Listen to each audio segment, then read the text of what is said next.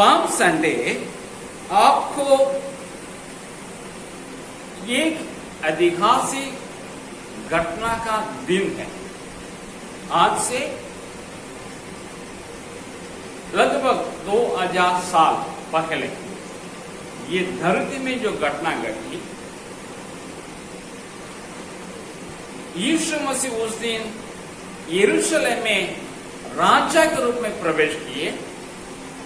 उस वक्त में उस समय के लोग, उनके जमाने के लोग एक राजा का दर्ज देकर के उनका अभिवादन किए। वो घटना है, ऐतिहासिक घटना है, कहानी नहीं है। ये घटना हुई पहली शताब्दी के 33वां वर्ष 29 मार्च में, जो आज के दिन है और संडे है, इसमें हुआ। इसके बारे में आपको बाइबल में मत्ती रचित सुसमाचार के 21वें अध्याय 1 से लेके 11 तक जो वचन, उसमें मरकुस रचित सुसमाचार के 11वें अध्याय के 1 से लेकर के 11वें तक जो वचन, उनमें लूका रचित सुसमाचार के 19वें अध्याय के 28वें वचन से लेकर 40वें वचन तक, और यूहन्ना रचित सुसमाचार के 12वें अध्याय के 12 से लेकर 19 जो वचन है, इन जगह में दर्ज किया हुआ है। यीशु मसीह जिस दिन यरूशलेम में प्रवेश किया,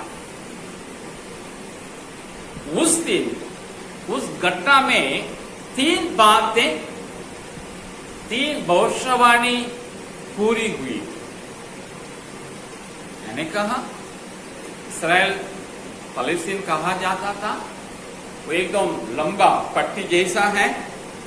सबसे ऊपर है गलील, सबसे नीचे है यहूदिया, दोनों के बीच में समारिया। यीशु मसीह का जन्म दक्षिण भाग यहूदिया के बैतल में हुआ था 5 ईसा पूर्व में, गर्मी में। लेकिन उनका घर, पापा मम्मी का घर, वो था गलील में नासर नामक एक पहाड़ी शहर। उसके बाद यीशु मसीह 30 साल तक वहां रह करके, उसके बाद वो उसी गलील के कफरनहूम शहर में चले आए। वहां रह करके यीशु मसीह लगभग 2 साल या 2.5 साल वहां के सेवा की। 3.5 साल सेवकाई में, 1 साल लगभग यहूदिया में बीता था, कुछ नासरत में बीता था, और लगभग 1 साल के बाद यीशु मसीह कफरनहूम आकर के डेरा लिए, जिसे हम आज पटना में आकर के डेरा में लिए, पूरा दुनिया घूम करके। और वहां 1-2.5 साल यीशु में सेवा किया। लगभग 3.5 साल पूरा होने के बाद उनके मिशन जब समाप्त होने का वक्त आया, तो यीशु मसीह गलील से नीचे आए यहूदिया में, यरूशलेम में वे प्रवेश किए। यरूशलेम में उनको मृत्युदंड देना था, वो पा करके शहर के बाहर उनको मौत की सजा देना था, वो उनको अपनाना था। तो इसी के लिए यीशु मसीह क्या किए, यरूशलेम में प्रवेश करे। यहूदिया गलील से आए, कफरनहूम से नीचे आए और यरूशलेम में प्रवेश करा। यरूशलेम में प्रवेश करने से पहले बेतानी करके एक गांव है यरूशलेम बगल में, जहां माता मरियम और लाजर रहते। यीशु मसीह वहां से यरूशलेम में प्रवेश कर रहे हैं। यीशु मसीह उस वक्त में एक गदही के बच्चा में बैठ करके, सवार करके यरूशलेम में प्रवेश किए। तो लोग खजूर के जो ठालियां फोड़े, वो पताका हाथ में लेकर के ओशना ओशना करके क्या किए, आगे बोलते बोलते अभिवादन देते देते गए।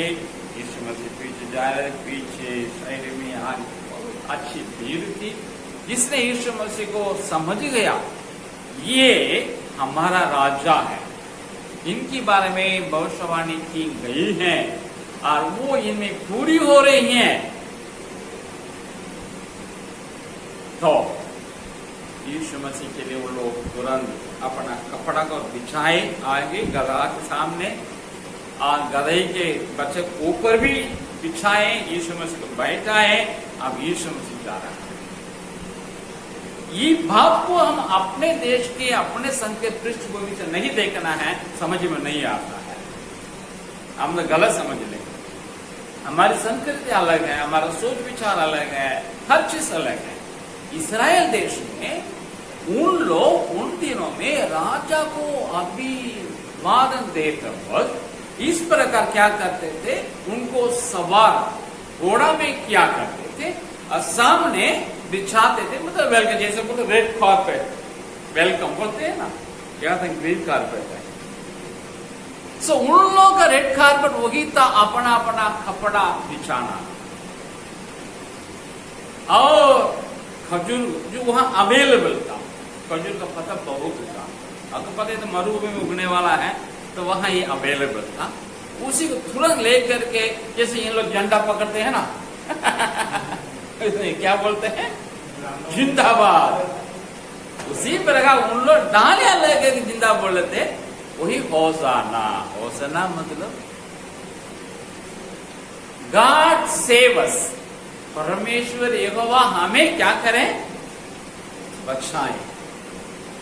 लेकिन होते होते ये बचाव की जो क्राई है, क्या बोलते हैं, क्राई की क्या बोलते हैं हिंदी में, घोषणा है, ये अभिवादन में तब्दील हो गए।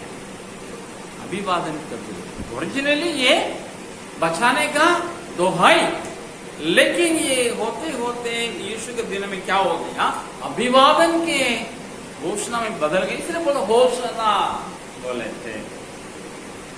विभाग हम देखते हैं, लेकिन ये यूं ही घटना घटी नहीं या ऐसे नहीं घटी, लेकिन इसमें परमेश्वर की योजना पहले से थी। उसके बाद परमेश्वर ने भविष्यवाणी पहले कहा, अलग अलग समय में कहा, वो सारी बातें उसी दिन यीशु मसीह पूरी हुई।